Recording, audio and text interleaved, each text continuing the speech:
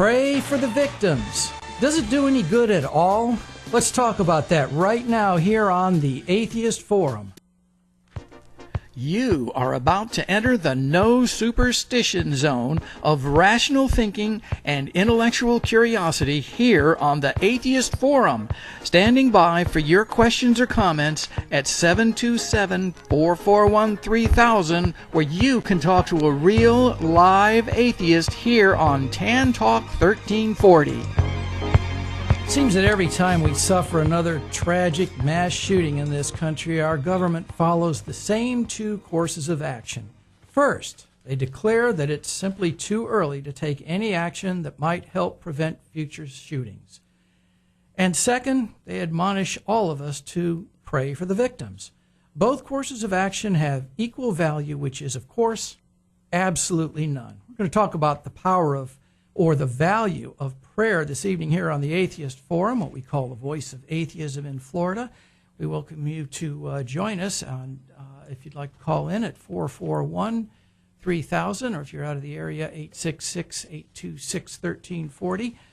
I'm joined in the studio by Joe Reinhardt and Jim Peterson. My name is Ed Golly. Before we get started into the prayer issue, I want to mention that the Atheists of Florida was at the Tampa Bay Times Festival of Reading yesterday, which took place on the USF campus in downtown St. Petersburg. We had our table there, and a lot of people, really nice people, stopped by to say hello. And a couple, well, I don't know, we didn't really get any insults, did we, Joe? I don't think so. But we did have an interesting question from one or two of the passersby, and one of them was, what if you're wrong?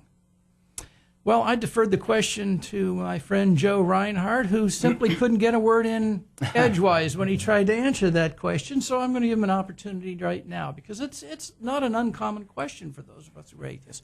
What if you're wrong? What's going to happen to you? Well, I think that the gentleman who asked that question really wasn't so much interested in my opinion as he was to tell me his opinion on the subject. So he wasn't so much asking as he was telling me. I did try to answer the question, which is, well, what if you're wrong? You know, there are right at 10,000 different religions. There are upwards of 1 billion different gods, past and present. There are 35,000 different denominations just within Christianity alone. So the statistical likelihood that you have picked the wrong deity or the wrong subdivision within that particular classification are astronomically in my favor. And it seems pretty clear. You can read the first commandment, which is, you shall have no other gods before you. And so the most severe sin you can commit is to worship some other god. Gods are just won't have anything to do with fair competition. They'll do anything they can to make sure that they have a monopoly on your thoughts and your tithes. So basically, it's pretty clear that gods don't want competition. And if you worship some other god, based on the examples I've seen in the Bible and elsewhere, your chances of really upsetting a deity, she, he, it, or they, as the case may be, are astronomical. In fact, gods appear to be more upset by people who believe in other gods than they are by people such as myself who believe in no gods whatsoever. So just to be on the safe side, why not tell the truth, which is we don't know whether there are any deities or whether there aren't, but the evidence is overwhelmingly that there aren't any. And I think that if there were a deity, she, he, it, or they would very much appreciate the honesty more than the sycophantic kowtowing, trucking to some deity that you have to believe in him or it, lest you be punished beyond mere description for all eternity. So that's hardly a basis for morality, by the way. And you know what I think is really interesting about what you were saying is that if we look at the Ten Commandments, the very first one is, thou shalt not place any other gods before me. Right. Well, that's an acknowledgement that there were other gods running around back in those times, and not one and only one God. Because and we know there were. All the planets are named after gods. We had gods of fertility, gods, weather gods, drought gods, fertility gods, and so wine. on. And so, pardon? Gods of wine. They didn't tell me about that one, Joe. Let me rethink this. Right, Dionysius. Try that. Okay, fine. But anyway, the point is that, yeah, there were multi-gods in the culture, and so the Christian religion came along and said, all right, we're going to put this one at the top of the chart. Not that there are no other gods, but you're not supposed to put them before me, meaning the Christian God is the first one that you deal with, and you accept his premise for what's going on. But the other thing about that question is it has its roots in what's called the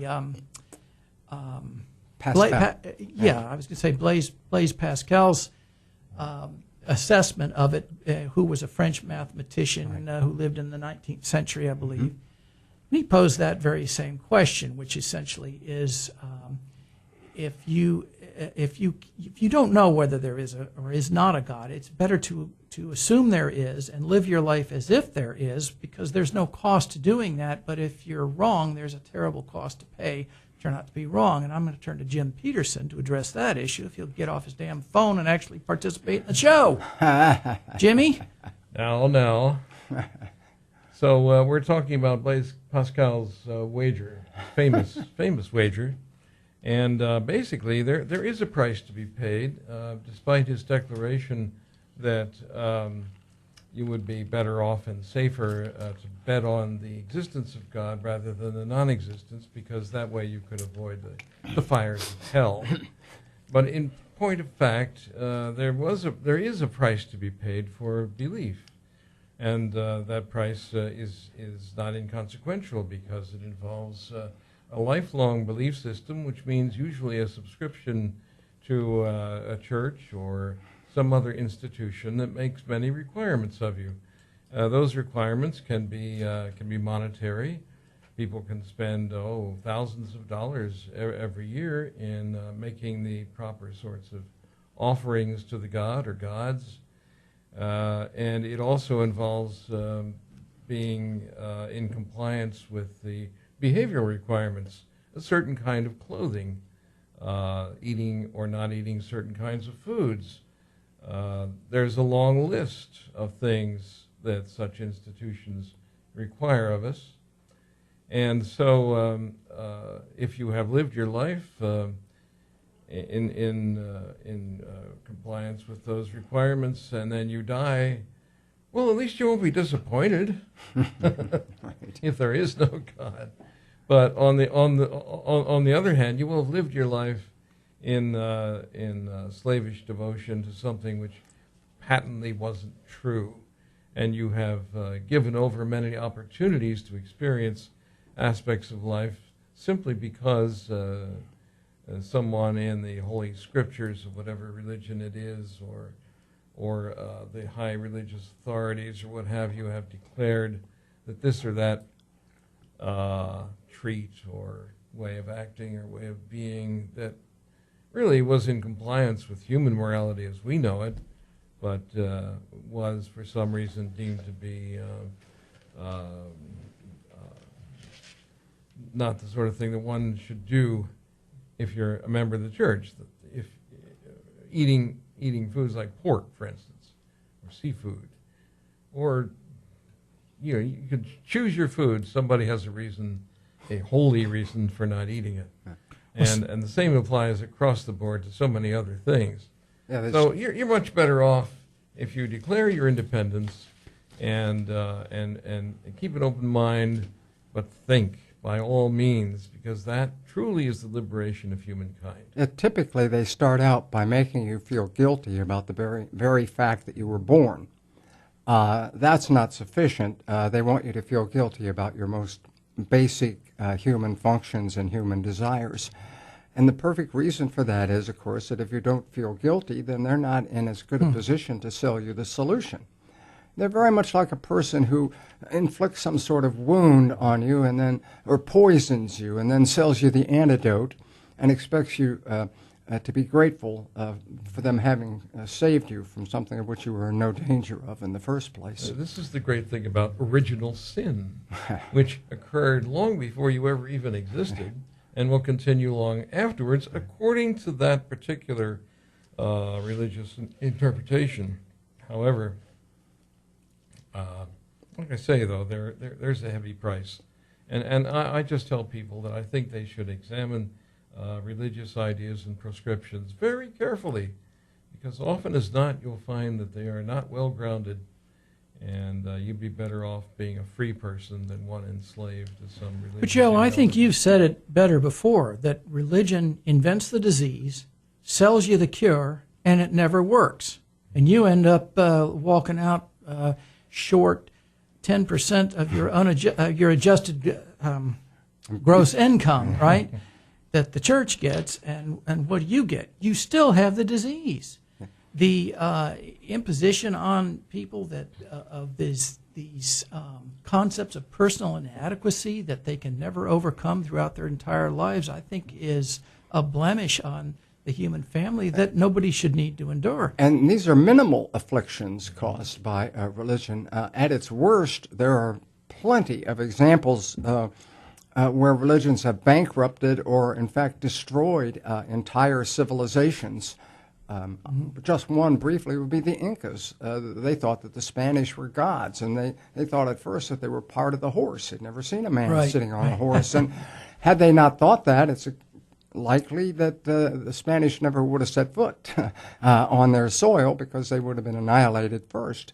So there's an example where there aren't any more Incas, for the simple reason that they mistook ordinary human beings for deities.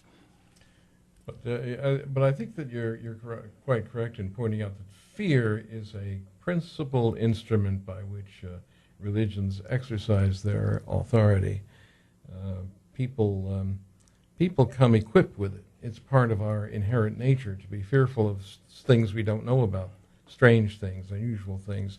And in most cases, the propositions of religion are strange and unusual things without any real explanation to them. I think people will react much more strongly, believe much more fervently in anything where they have a sense of danger than they do in anything where they simply get a sense of gratification. And so, playing on people's natural fears of everything from the weather to tidal waves to death itself is nothing more than extortion, is a kind word for it, as a matter of fact. 441-3000, call in and tell us what you think of these two know-it-alls, agree or disagree. We'd like to hear your opinion here on Tan Talk 1340. You're listening to the Atheist Forum. It's brought to you by the Atheists of Florida. We'll tell you a little bit about them later on in the program.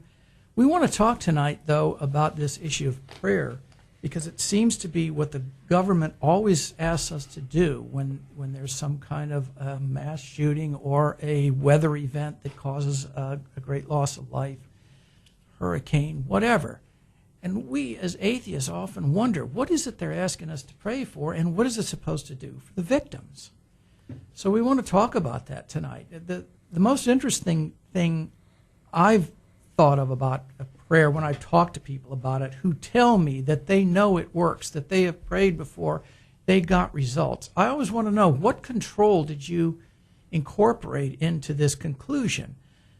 Meaning that the scientific method always uses some kind of a control mechanism to determine whether or not the experiment is correct.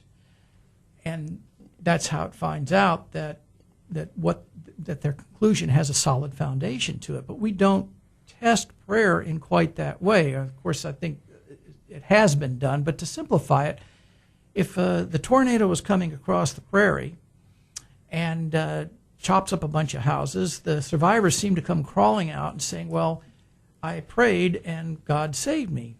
But does that imply that none of the people who died ever bothered to think about praying also? They probably did and died, but we can't ask them about it because they aren't around to ask anymore. So the control it was kind of there, but we don't have any evidence of it. And if we really test this idea, properly with controls, what results are we going to get? We're going to find out that it's no more than a coin toss. Well, the results are that my ability, or basically anyone's ability, to answer prayer based on the standards by which the deity, the current Christian deity at any rate, answers prayer, are such that my ability to answer prayer is exactly the equal of the deity's. I can offer forgiveness, I can cure disease, whatever it is, a new Mercedes-Benz, you name it. And if it doesn't happen, well, it just wasn't part of my plan. So can't help you with that. But don't you think that the government's admonition to us to pray is really to get us to feel like we're actually helping the situation out? Without having to do anything. Without having to lift a finger. Yeah, Oh, yeah. Say, well, send them a few dollars. Yeah. Or, It gives send the them a house illusion of actually caring and of actually having to do something without having to get off your butt and put Right. forth any effort or expense to do it. somehow involved in helping these people when in fact it doesn't do anything. And what benefit is received by the victims for whom we are praying? What happens when we pray for them? Their house doesn't come back. I'm particularly taken by the idea that I can do an injustice to someone else, say maybe cut up my mother with a chainsaw, and I can beg for forgiveness and be granted forgiveness so that I could spend eternity in paradise contemplating my mother, who might not have been in a state of grace at the moment I whacked off her head. So the point being that if I get God's forgiveness for having committed this horrible sin, well, that's wonderful, but what good did this do my mother? Right. And what good, in other words, what good does it do my victim? So the idea that God forgives you is another in the list of injustices that we can expect from the deity or from religion in general. Well, it's more like from religion in general, since the existence of the deity remains in some degree of doubt at this point, I should say. So we could create a control for prayer, couldn't we? Yes. The government could ask every American to pray that there will not be another mass shooting, tornado, hurricane, pick the disaster of your choice over the next year. And then we won't need to worry about it, and we'll see if it happens. Of course, they're not going to do that because the probability is so high that any one or all three of those things will happen within the next year, and it would prove the inefficiency of prayer. I think it's just the government's way of saying you can help these people without doing a thing. Our leaders will probably advise us that we should keep the victims in our thoughts and prayers. Thoughts and prayers. Yeah, Yes. the prayers for the religiously inclined, and for those of us secularists, we have thoughts that we can apply with equal efficacy, I'm sure, unless, of course, we apply those thoughts for ways in which we can help the victims in some material fashion, or we can act to prevent a recurrence of whatever disaster befell them. And before you jump in, Joe, is Sure. there an ounce of irony to the fact that the most recent mass shooting happened to a group of people who were engaged in? Prayer at the moment. I don't know. I mean, I'm going to toss that one to you. It's too deep for me, baby.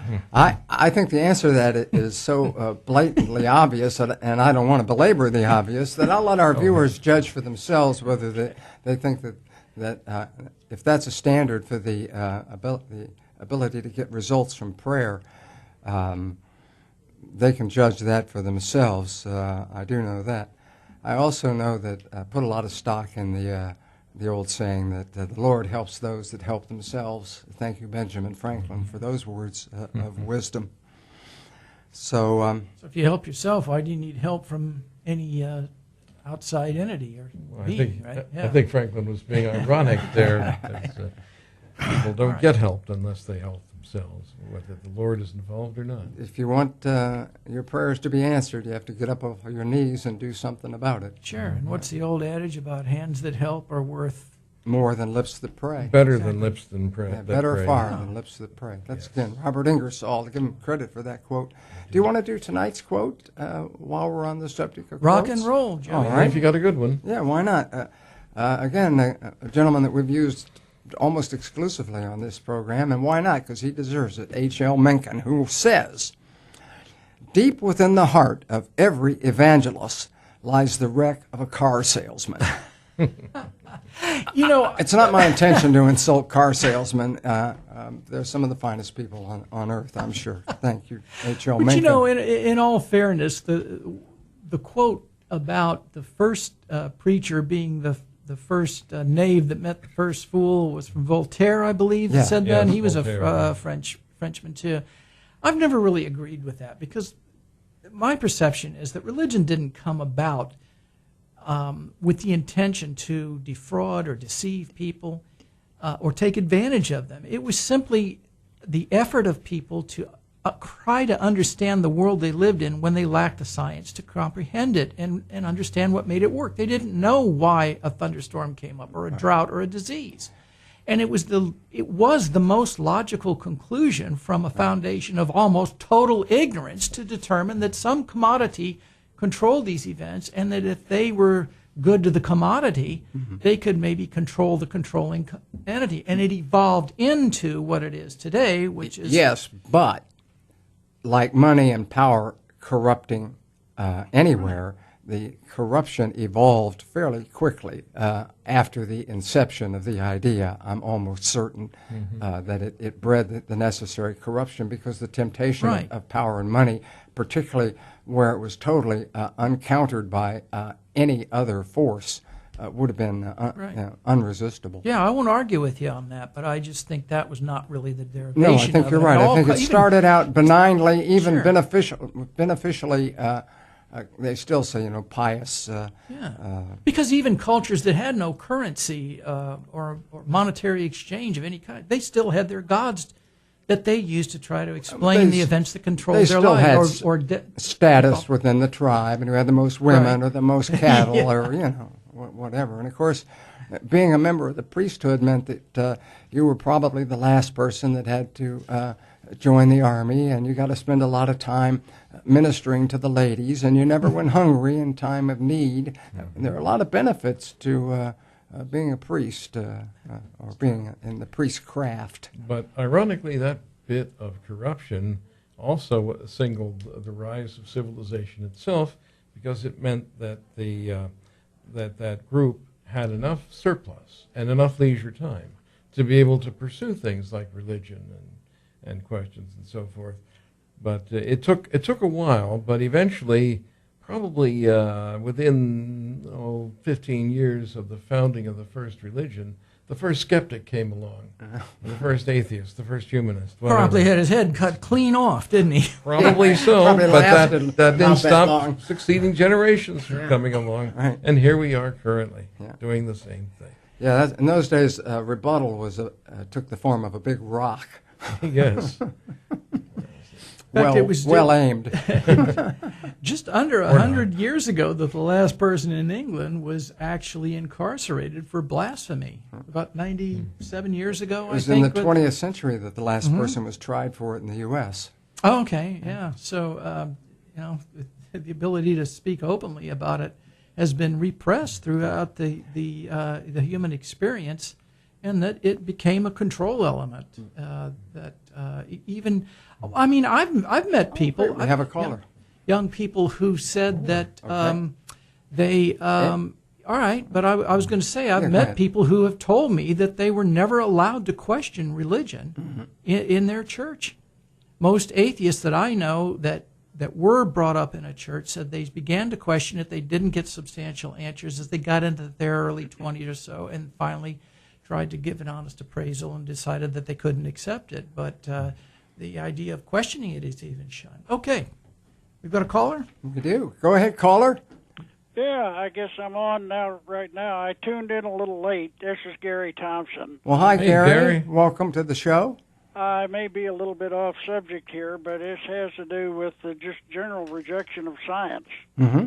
And this is more just like a statement. I'd kind of like to hear your thoughts on it. And it seems to me that people don't know enough to even reject it. If you check the parochial schools or any other school, certainly up through middle class, they're not being taught a damn thing about, say, biology, botany, certainly not evolution. Good grief.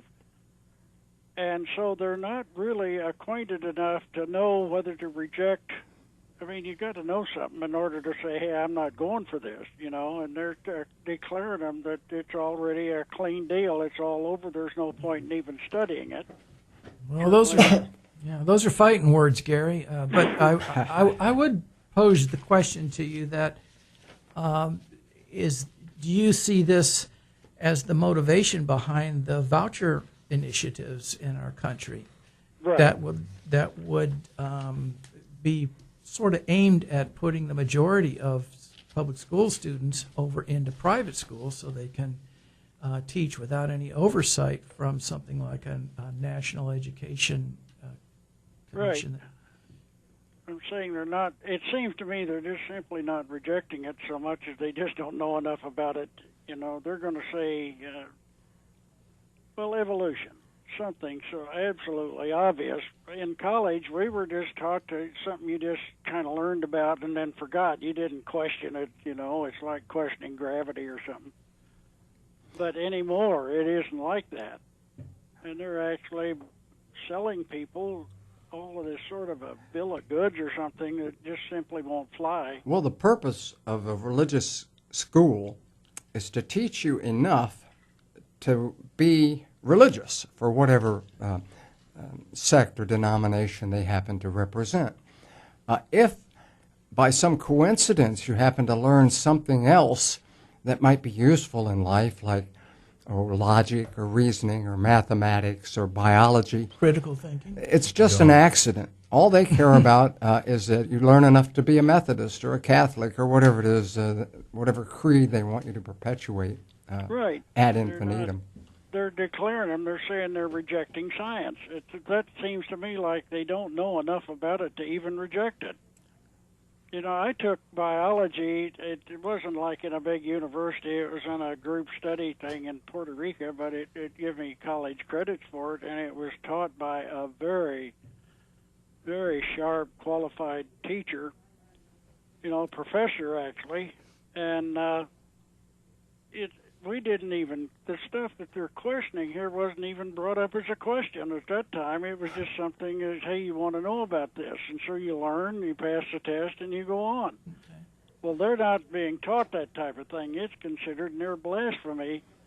The stuff that I was just accepted as hey, this is how the world works, and since that's how the world does work, and why they want to shut it down, I don't know. You'd think they'd want people a little more informed. Well, they want to shut it down because it puts the lie to the book of Genesis, okay? Right. Well, yeah, pretty easy target, Well, I guess, also, for any me. kind I of mean, any kind of scientific or rational thinking is a danger for many kinds of religious beliefs, since many of them are not exactly compatible with logical analysis. So, And isn't that why that religion teaches that faith is a virtue? It's a wonderful thing. If you can boast that you're a person of deep faith, this is something to be proud of. Ignorance, Whereas- basically. golly, I don't know. It seems like they would, somewhere along the line, give some thought to teaching people to think. Such as my English teacher, math teacher for certain. Actually, the English teacher was even worse about teaching people to think. And Well, and they all right. just don't seem to do it. Yeah. Fine. Well, that's not what we're talking about tonight, but Nevertheless, but it's good. yeah, we're like talking- I said, I It's, tuned in no, late. it's certainly relevant. Okay. and it's good to hear from you, Gary. It was just the rejection of science. It seems to me like they just don't know enough to learn all about it and say, I don't believe in it. So You might want anyway, to. You might want to check in with us next week when we're going to have a return visit from biologist Jim Strayer. Jim Strayer, yeah. all right. Yeah, please Well, I'll give us try a to call stay next a little more next on Sunday. the That'd be great. subject, but anyway, I'll go back here to watching the video. All right, thank you, Gary. There you More go. thrills than thank you're you, entitled guys. to. I always Great, like good to, work. it's a bit of a stretch, but I like to quote Groucho Marx when it comes to the question of evolution, and that is, who are you going to believe, me or your lying eyes? Here we got almost every scientist in the world has spent their whole lives studying this, and they say, well, it's not only true, it's integral to the very basics of all scientific studies. On the other hand, we have a small percentage of people who have read the Old Testament and spend a lot of time talking in tongues or floundering about on the floor, blathering at nothing, who seem to know more about it than people who have spent their entire lives studying it. I prefer the opinions of people who I consider to be honest professionals, as opposed to people who, after they finish their presentation, want to take up a collection. And the nice thing about it is we don't have to rely solely on the authority of scientists to have confidence that subjects like science and evolution and so forth are reasonable facsimiles of what actually occurs in reality. We can go and look up these facts, these public facts, and in all the various studies, and learn about them, experiment with them, repeat the experiments already done to confirm what the scientists have said. It takes a lot of time and effort, of course, and that's why we simplify matters by having textbooks and what have you. But nevertheless, that's the wonderful thing about science. It cannot be replicated by religion. How do you test the propositions of a religion? Well, there is no way to test them, especially in regard to things like immortality and souls. Well, that's 100% of the reason that they're structured. Yeah. The arguments are structured in that form because anything being totally circular and an argument by assertion cannot be proven, and therefore we can go on making these arguments forever, in between which we take a pause long enough to take up a collection, so we can continue to spout this nonsense. Thank you. Wasn't it Twain that said faith is believing what you know ain't so? Yes, it was. Okay. It's the Atheist Forum here on the Tan Talk Radio Network, and we're going to take just a quick break, tell you a little bit about Atheists of Florida, who puts the program on, and we'll come back and continue. Hopefully you'll check in with us at 441-3000. Atheists of Florida is a nonprofit membership organization founded in 1992. For over 25 years, Atheists of Florida has brought atheists together to address state-church separation issues, provide legal assistance in cases of religious discrimination in employment or educational institutions, help atheists meet others who want to live their lives free of religion, and produce the Atheist Forum. For membership information, visit our website at atheistofflorida.com, where you'll find our newsletters, annual reports, statement of purpose, and information about meetings and events. That's atheistofflorida.com. Next week, our guest will be a fellow who actually ran for the governor of South Carolina as an openly announced atheist. He got creamed, but his name is Herb Silverman, and he's a very interesting fellow who talks about, the openness of his atheism, especially in a state like South Carolina. It's amazing he's still walking around living. He has all of the the wardrobe acumen of Zuckerberg, but you won't need to see him. He'll call in. But Jim, tell us a little bit about Herb Silverman and where we could see him or hear him locally. Well, Dr. Herb Silverman is a distinguished mathematician at the City College of Charleston? Charleston, yes, in South Carolina. And so he decided that he would run for governor of South Carolina. And when he did so, they discovered that because he was a self-declared atheist, the state constitution mandated that he was unable to run because of his religious affiliation. I'd just like to step in very briefly because he wasn't able to run. So what he did instead was he filed to become a notary public. And they refused his application to be a notary public, even though there was something like 10 or 20,000 applications. This was the only one they refused, and that was because he had crossed out at the bottom, "So help me God," when he signed the application. Right. And that is the case that got law, which was in violation of Article 6 of the Constitution, overturned. Got a Supreme Court review. Right. You mean the federal Constitution? The federal of the United Constitution, States. yeah. So it wasn't his run for governor because he wasn't able to actually run, but it was it was something even simpler than that. But that was the thing that precipitated his whole that was he started career. out doing that, but he won with an application for a notary public. How sweet. He brags about, and I don't blame him, they brought the governor or the former governor of South Carolina down to court to defend the law, and they deposed him for over 6 hours. And then, of course, he lost unanimously. You mean the race, but he did become... No, I mean, he lost the court case. Okay. The state of South Carolina lost the court case. Oh, okay, yeah. So Silverman won, Yeah. but he of course, did not get elected governor. No, he didn't really but expect to get he did elected get governor. appointed notary public. Yes. Okay, we got all that straight. So where can we... That's some kind of see Herb? consolation prize. But at any rate, he's going to be here next weekend, where on Saturday the 18th, he'll be speaking at the North Tampa Public Library, 8916 North Boulevard in Tampa, at 11 a.m. That's November 18th. And he'll also be speaking to the UU Humanist Congregation in Clearwater at 12:30 of the 19th, Sunday the 19th. That's on Nursery Road, is it? Yes, at Yeah. 2470 Nursery Road. It's a little west Clearwater. of US 19. Open to the Yes. public. As a mathematician, he will speak of his experience as a gubernatorial candidate, and that leads to his founding of the Secular Alliance, which is now one of the leading organizations devoted to keeping or enhancing the playing field for secular candidates in elections, among other things. And he speaks with an exceptional style and candor. I think he's a very friendly guy, very jocular. You'll enjoy his presence. To put it So in if you get a common, chance, yeah. come down and hear him. There's no cost.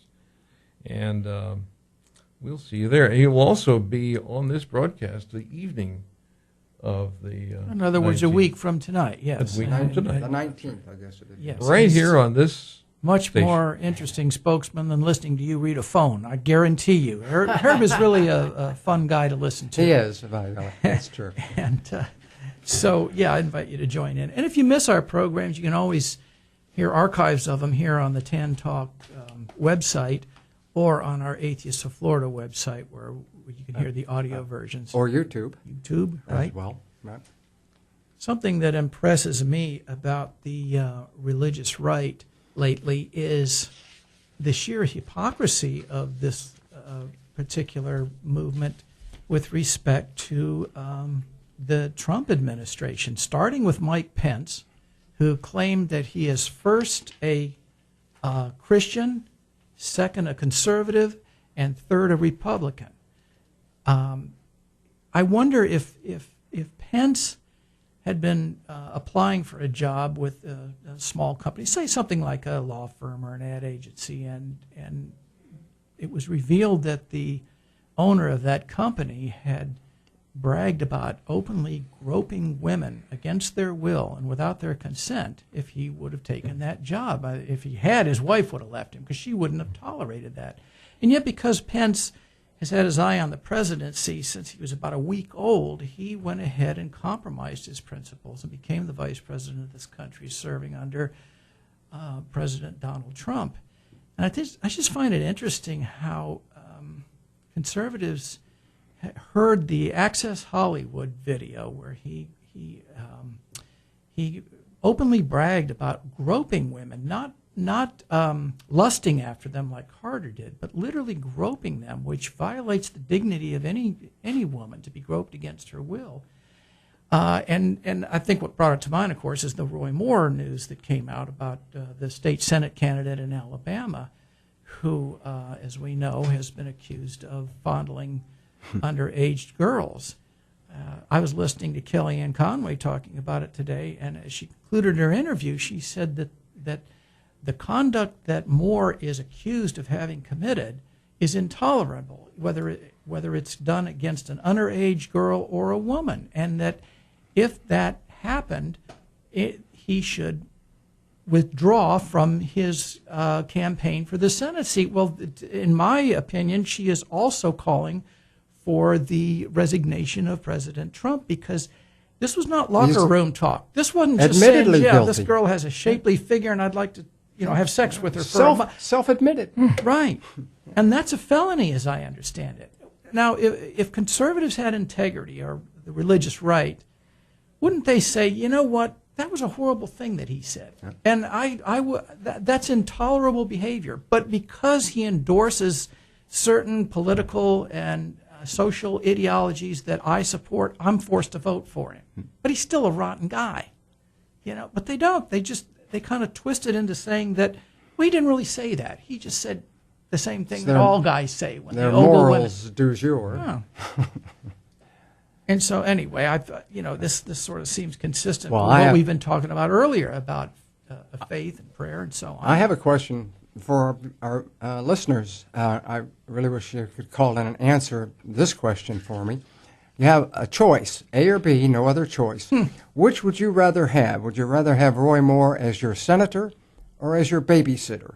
Okay, might call in with your opinions on that, listeners. Or Be happy, 1-3000. happy to hear from you. We hear from the religious right often that this country is a Christian nation. It was founded as a Christian nation. We would not have our Constitution were it not for Christianity. And yet, when you really look at the guideposts for Christianity, if that were the case, we would live in a radically different society than we live in. That the modern world is not, or I should say, cannot be governed by the same rules that ruled an ancient world of mainly farmers and merchants and so on.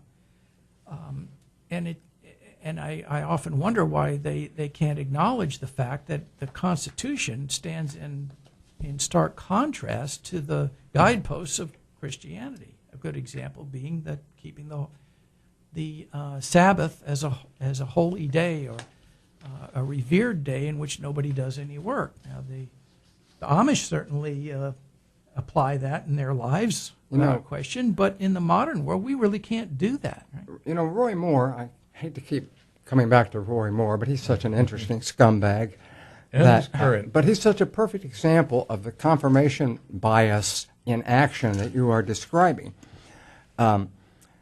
He basically has an article that he likes to refer to that was written by Joseph Story back in 1833, Commentaries on the Constitution. Nice. He carries a laminated copy of the page in question around with him, and it says something to the effect that it was the general, if not the universal sentiment in America that Christianity ought to be favored by the state. And based on these one or two sentences from this almost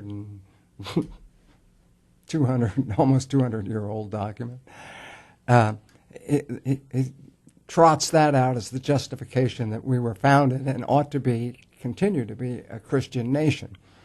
Clearly, the connection between the two is not even tenuous at best, but for a person who has already demonstrated that they're willing to believe that people talk to snakes or walk on water or come down in whirlwinds to impregnate 12-year-olds. He wishes he could, I know. But if you're prepared to believe that, then believing in whatever Joseph Story has to say is no small leap at all. I mean, it's like stepping off the doorstep. But if we were a Christian nation, we would not be a free nation. We'd absolutely be a theocracy. Isn't that right? There are the first and second book of Kings, I think, is a good example. There is no first or second book of democracy in the Bible that I'm aware of. That's right. Well, it seems to me that the Story document is simply a justification. The Constitution itself nowhere provides, or any of the historical documents leading up to it, including even the Federalist Papers, would justify the belief that the United States was founded as a Christian nation. There is no way in which this is true. So again, it's just simply trying to filter out wherever you can find it some sort of supposed authority based on simply age. It's been around for 200 years. Yeah, right. This commentary. Therefore, it ought to be true. Nobody ever heard of him for anything other than that, as far as I know. It's a good example of having a conclusion and then go searching for facts, as opposed to having some facts and go searching for a conclusion. Okay, I like to think that we do the latter whereas the average believer does the former. Sure.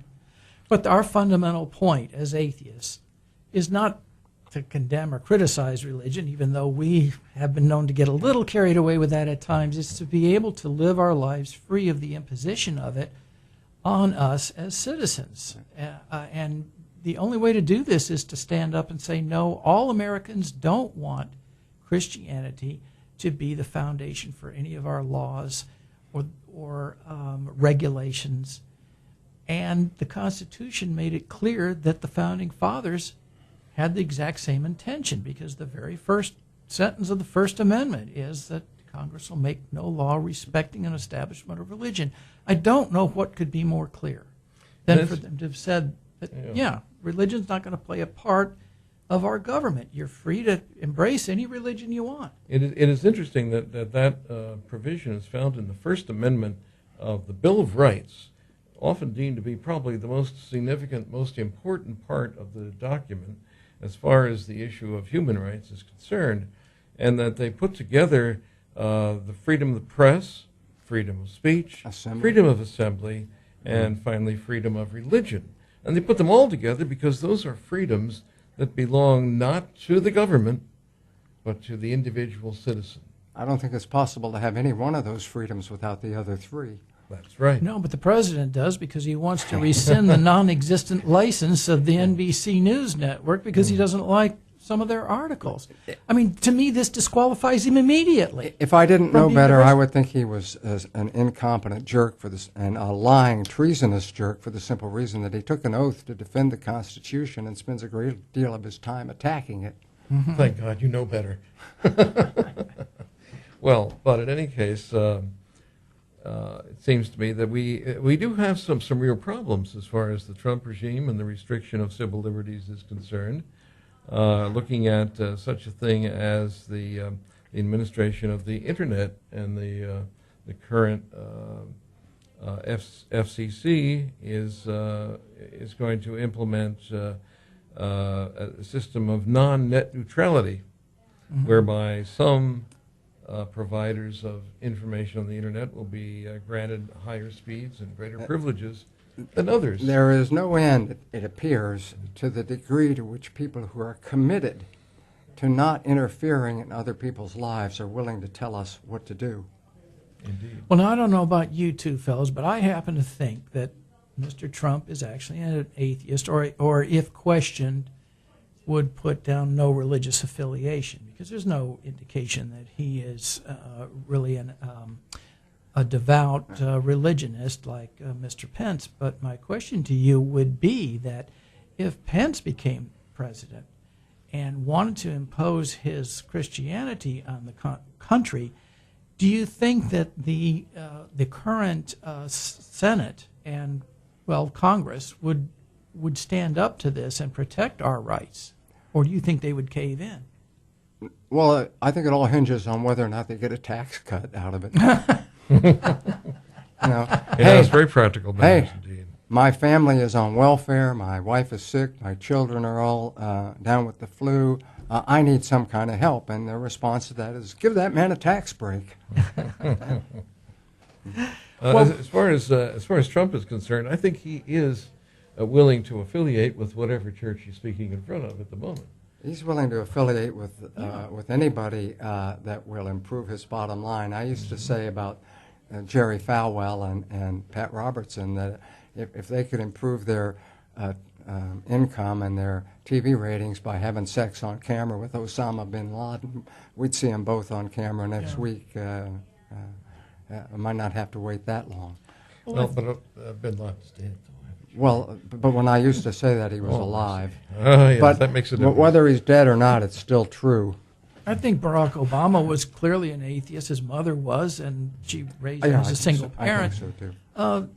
The country didn't come to an end with him as a president, and he didn't do anything to suppress the rights of the religious community to practice in any way that they want.